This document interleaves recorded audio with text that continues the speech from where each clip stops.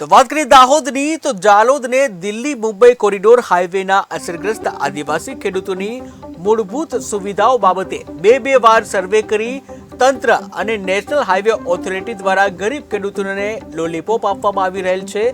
અને ફરીથી ત્રીજી વાર સર્વે કરાવેલ છે. તે સર્વેની તમામ માંગણીઓના ફોર્મ અને તમામ માંગણીઓની યાદી તેમજ હાઈવેમાં અણઘડ માટીના પુરાણના કારણે હાલ ખેડૂતોનો પાક તદ્દન નિષ્ફળ ગયેલ છે. તેનું તેમજ હજુ સુધી ખેડૂતોને મકાન, કુવા, બોર, હવાડા, બાથરૂમ, વૃક્ષો જેવી બાબતોનું વળતર ચૂકવેલ નથી. તે તમામ બાબતોનું આવેદનપત્ર મારફતે ખેડૂતોએ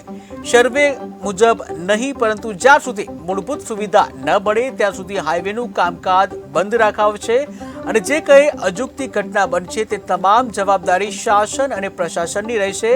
તેવા લડી લેવાના મૂડ સાથે ચીમકી ભરી આખરી આવેદન મોટી સંખ્યા સાથે ખેડૂતોની ઉપસ્થિતિમાં પ્રાંત અધિકારીને